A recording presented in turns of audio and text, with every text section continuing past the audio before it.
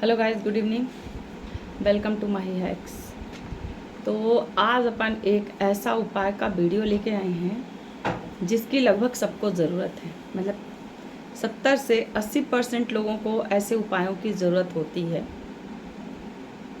परेशानियां ऐसी होती हैं ना कभी कभी कि बिन कहे आ जाती हैं और इंसान समझ नहीं पाता और वो परेशानियां जाने का नाम नहीं लेती। ऐसी ही एक परेशानी है दरिद्रता। आपका सौभाग्य खत्म होता है अगर आपके इर्द गिर्द दरिद्रता हो, तो उसके नाम दुर्भाग्य लहट जाता है जिसके यहाँ दरिद्रता होती है। तो दरिद्रता को हटाने का, आपके घर में अगर बरकत रुकी हुई है, आप कमा बहुत रहे हो, पैसे आ रहे हैं, पता नहीं चल रहा, ख़त्म हो जा रहे हैं, या फिर आपके कमाई का 30 से 40% हमेशा हॉस्पिटल जाता है, किसी न किसी रूप में कोई ना कोई बीमार हो जाता है और आप हॉस्पिटल में वो पैसे दे के आते हैं। तो आज एक ऐसी ही तरकीब, एक ऐसा ही उपाय लेके आई हूँ कि अगर आपके घर में दरिद्रता का वास है, आपके घर में क्लेश होते हैं, आपके घर में शांति का वास नहीं है, तो इन चीज़ों को आप स्वयं अपने से अपने घर में उपाय करके सही कर सकते हैं। ना तो आपको चैंट करने की ज़रूरत पड़ेगी, ना ही आपको कुछ लिखने की ज़रूरत पड़ेगी। आपको करना पड़ेगा कुछ उपाय, क्योंकि लिखने से और सोचने से और बोलने से कुछ नहीं होता। हमेशा कर्म करेंगे तो ही फल मिलेगा, क्योंकि कर्म प्रधान हमारा वो है। अगर हम कर्म ही नहीं करेंगे, इंसान होके भी हम कर्म नहीं करते, तो उसका फल हमको कैसे प्राप्त होगा? निश्चित तौर पे फल नहीं मिलेगा। कर्म, इंसान जो है वो कर्म प्रधान है। उसको 2 हाथ 2 पैर, मुंह, जबान, कान इसलिए दिया गया है कि वो हर एक का उपयोग करके और कुछ कर्म कर सके, धरती में अपना मोक्ष बना सके, अपना भाग्य बना सके, अपनी तकदीर बना सके। तो हम ही लोग पीछे रह जाते हैं, हम ही लोग नहीं कर पाते। हम लोगों के अंदर ही कमी होती है, कभी अविश्वास भर जाता है। एक चीज़ बताऊं, जब दुर्भाग्य लौटता है तो सबसे पहले राहु आपके सर पे सवार होता है। क्यों? क्योंकि उसको सही रास्ता नहीं दिखाना है। अगर आप सही रास्ते पे जा रहे हो तो सब कुछ ठीक हो जाएगा, तो राहु का क्या होगा? तो राहु क्या करेगा कि आपको भटकाएगा, आपके मस्तिष्क को अशांत कर देगा। जैसे ही आप कोई उपाय कहीं सुनोगे, पढ़ोगे और आप सोचोगे कि ये उपाय मैं कर लेता हूँ, इससे मेरा ठीक हो जाएगा, तो वहीं राहु सोचना शुरू कर देगा, यार ये ठीक हो जाएगा तो मैं क्या करूँगा। तो राहु क्या करेगा? आपके दिमाग में दुविधा पैदा करेगा। दुविधा कैसी होगी? अरे यार, सब लोग झूठ बोलते हैं, ऐसे ही है, इतने उपाय बताते हैं, कुछ नहीं होता उपाय से, उपाय करने से कोई फ़ायदा नहीं होता है, सब ढोंग है, ये पंडित लोग ढोंग बताते हैं। तो गलत सोचते हैं आप। कभी भी कोई भी पंडित आपको ढोंग नहीं बताएगा। हाँ, चैनल अपना चलाने के लिए कुछ लोग गलत चीज़ें परोस रहे हैं, क्योंकि लाइमलाइट में आना हर इंसान की एक चाहत होती है कि मैं सबके सामने आऊँ, लाइमलाइट में रहूँ, लोग मुझे जाने, मुझे पहचाने, मैं वायरल हो जाऊँ, ऐसी सबकी इच्छा होती है। तो लोग जल्दी जल्दी वीडियो बना बना डालते रहते हैं, ये कर लो, ये कर लो, ये कर लो, ये लिख लो, ये बोल लो, ये बोलो। बोलने से, लिखने से कुछ नहीं होता है। आपका किया हुआ कर्म ही आपको फल दे सकता है, दूसरे का किया कर्म भी आपको फल नहीं देगा। आपके लिखने से, आप हाथ पे ये लिख लो, 2 लिख लो, 4 लिख लो, 5 लिख लो, 8 लिख लो, 88 लिख लो, 33 लिख लो, अगर ऐसे लक्ष्मी खुश हो रही होती ना, तो आज ना कोई कार्य नहीं कर रहा होता, सब बैठ के सिर्फ लिख रहे होते। तो इसलिए इन चीज़ों में ना पड़े। मैं तो कहूँगी जो लोग गलत गलत वीडियो बना के डाल रहे हैं ना कि इससे ही होगा, उससे होगा, तो भ्रमित होकर आप लोग ऐसे काम ना करें कि आगे चल के आप कोई परेशानी का सामना करना पड़े।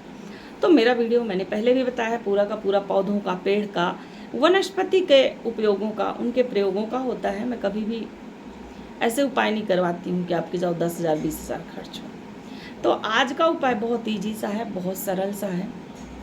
अगर आपके घर में बरकत नहीं है, कलेश है, घर में झगड़े चल रहे हैं, तो सप्त धान्य का प्रयोग करें।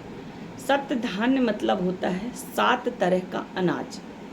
इसमें आप 7 तरह का जब अनाज लेंगे तो इसमें क्या लेंगे? सबसे पहले लेंगे मूंग की दाल, ये हो गया बुध। मसूर की दाल, ये हो गया सूर्य। पीली दाल, ये हो गया गुरु। इस तरह से 7 धानों का, और धान जरूर डालना है। एक धान और गेहूँ, ये 2 चीज़ ज़रूर होनी चाहिए। चावल चंद्र हो गया। तो ऐसे कर करके कुछ चीज़ें जो आप 7 सप्त धान्य में 7 अनाज में मिलाएंगे और उनको मिला के रख लें। अमावस्या के दिन एक मटकी ले आएँ, छोटा सा कलश ले आएँ मार्केट जाके, जहाँ मटके बनाने वाले लोग या कलश बेचने वाले लोग मिलते हैं, तो उनसे एक कलश ले लें। उस कलश में आप ये 7 धान्य जो सप्त धान्य हैं इनको भर दें।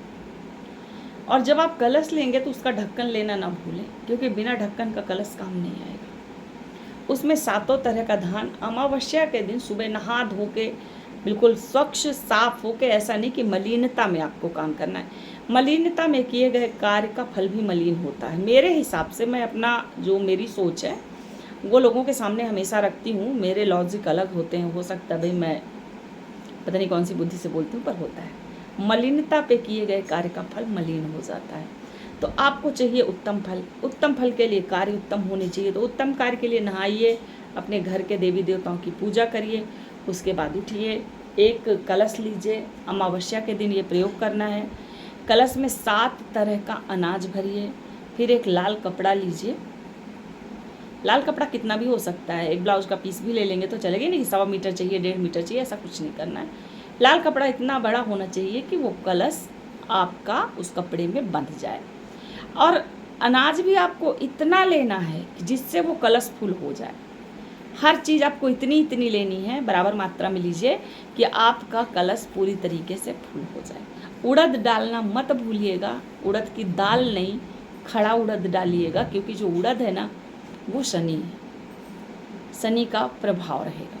तो जब आप सारे ग्रहों को इस तरीके से इकट्ठे एक कलश में एकत्रित करते हैं और एकत्रित करने के बाद लाल कपड़े में, मतलब सारे ग्रह कहाँ आ गए, सूर्य के अंदर। लाल कपड़ा सूर्य है, तो सूर्य के अंदर जब सारे के सारे ग्रह आ गए, सूर्य का है स्वामी। सूर्य आपका भाग्य बनाता है, सूर्य आपको ऐश्वर्य प्रदान करता है, सूर्य आपका नाम यश ये चीज़ें बनाता है, सूर्य आपकी शिक्षा देखता है, सूर्य आपके घर की बढ़ोतरी देखता है, सूर्य आपका बॉडी का जो सबसे ज़्यादा मेन पार्ट होता है आँख, उसको देखता है। सूर्य इन चीज़ों को बिल्कुल नज़र सूर्य की जो है यहाँ होती है, ये सूर्य से प्रभावित होते हैं। अगर आँख में प्रॉब्लम आ रही हो तो कहते हैं ना सूर्य का आदित्य स्रोत पाठ करो, आँख की प्रॉब्लम खत्म हो जाती है। तो सूर्य नाम और यश भी देखता है। अगर आप अचानक से बदनाम होने लगे हो, अचानक से आपको कहीं घाटा लगना शुरू, आपका नाम लोग खराब कर रहे हो, तो ये उपाय आपके लिए 101% बहुत अच्छा रहने वाला है। तो आपके घर का क्लेश, आपके घर की रुकी हुई बरकत, सब कुछ सही करने के लिए आपको ये 7 धान को, 7 तरह का वो है जो अनाज है, सब धान्य 7 तरह का अनाज एक मटकी में रख के, उस मटकी का ढक्कन अच्छे से लगा के, ढक्कन के चारों तरफ मिट्टी से या आटा की लेई बना के उसको चारों तरफ से ढक्कन को अच्छे से पैक करना है, पूरी ऐसा कि हवा भी अंदर बाहर ना आई जाए। अब उसको पैक करके उसको एक लाल कपड़े में बांध दीजिए। बांध के आपके घर में आप देखिए जहाँ रह रहे हैं उस घर का दक्षिण दिशा कौन सा है। जब आप उस घर का दक्षिण दिशा देखेंगे तो वहाँ पे जाइए।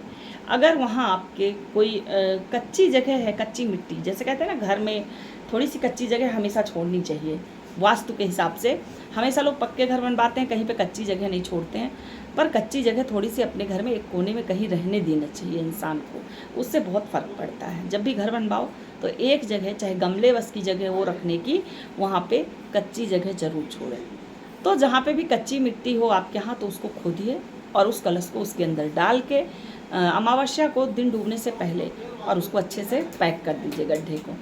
गड्ढे को पैक करके रख दीजिए। अब आपके घर में अगर कच्ची जगह नहीं तो आप क्या करेंगे, टाइल्स तो नहीं खोदने जाएंगे, चीप तो नहीं हटाएंगे, तो उसके लिए आपको इसका भी उपाय है। एक बड़ा सा गमला लीजिए या टब लीजिए, उसमें मिट्टी भरिए और उसके अंदर कलश रख के उसको ऊपर से पैक कर दीजिए मिट्टी से। अब उसको पूरा पैक करने के बाद उसके ऊपर कोई गमला रख दीजिए या कुछ भी ऐसा, ताकि उसके ऊपर कभी पैर ना पड़े। ऐसी जगह रखना है, अगर आप वहाँ पे पैर रख देते हैं, उसके ऊपर से चलते हैं तो वो गलत हो जाएगा, क्योंकि आपने 7 ग्रहों, अपने ग्रहों को सही करने के लिए आपने जो उपाय किया है वही उपाय आपका कहीं ग्रह खराब ना करने लग जाए, इसलिए ये ध्यान देना बहुत ज़रूरी होता है कि उसके ऊपर पैर ना पड़े। जब भी आप कोई पूजा करते हो, चौक वगैरह पूजते हो, तो ये ध्यान देते हो ना किसी का पैर ना पड़े, उसके पहले साफ़ कर दो। साफ़ करने के बाद उस जगह का पैर पड़ते हो ना, क्यों? क्योंकि आपने वहाँ ग्रह बैठाए थे, वहाँ पे आपने भगवान बैठाया था, वहाँ पे आपने पूजा की थी। तो इसी तरह की ये एक पूजा समझिए, कोई वो नहीं है कि ये पूजा नहीं है, ये कोई ऐसी विधि है, नहीं, ये भी पूजा है। क्योंकि अपन सातों ग्रह, सप्तधानु, दुनिया में अनाज की पूजा सबसे बड़ी पूजा है भाई। अनाज ना हो तो किसी का पेट नहीं भरता है, तो इसलिए वो सबसे बड़ी पूजा है। तो उसमें कभी भी पैर न जाए, कोई थूके ना उसके ऊपर। जिस तरह अपन बचाते हैं कि तुलसी के पौधे में कोई थूक ना दे, तुलसी के पौधे पे कोई थूक के ना चला जाए, तो उसी तरह आपको उस जगह को जहाँ पे ये रखेंगे बचाना पड़ेगा। इसलिए उसको ऊपर से ढक दें, ताकि उस तक अगर कोई ऐसा है जो नहीं जान रहा और कर देता है कर्म, तो वहाँ तक ना जाए। उसके बाद आप उसको पैक करके आराम से आइए, हाथ पैर धोइए, पूजा पाठ करिए घर में। आप मुश्किल से 11 दिन भी नहीं बीतेगा, 8 से 11 दिन के बीच में आपको सारे रिजल्ट 2 दिन से मिलने शुरू होते हैं, 11 दिन होते होते तो आपको सारे रिजल्ट मिलने लगेंगे। आपके घर का ग्रह क्लेश जो हो वो कम होने लगेगा। क्यों? क्योंकि 7 ग्रह, 7 तरह का अनाज जब वो एक मटकी में पैक है, चारों तरफ से हवा भी नहीं जा रही है, तो उसके अंदर भाप बननी शुरू होगी, उसके अंदर गर्माहट से वो सब आपस में जब गलेंगे, मिलेंगे, गल के खराब होंगे, तब जाके कहीं आपके घर का जैसे जैसे वो घुनते जाएगा, खराब होते जाएगा, आपके घर का ग्रह क्लेश शांत होते जाएगा, आपके घर की बरकत चालू होने लगेगी। Income of source, income of source का मतलब कि कमाने का अगर कोई रास्ता नहीं मिल रहा, जरिया नहीं मिल रहा, तो वो मिलने लगेगा, नौकरी में तरक्की होगी, ये सारी चीज़ें आपको मिलने वाली हैं। तो गाइस ध्यान से करें और ज़रूर करें, क्योंकि इन उपायों में ना पैसा लगता है ना खर्चा लगता है, निश्चित तौर पे फ़ायदा होता है। और मेरे बहुत सारे ऐसे हैं मित्र, ऐसे दोस्त, ऐसे क्लाइंट, इतने सारे क्लाइंट हैं जिनसे मैंने ये कार्य करवाया और वो कार्य 101% सक्सेस हुआ है। तो ये कार्य ज़रूर करके देखें, आपका भी कार्य निश्चित तौर पे सही होगा। धन्यवाद गाइस।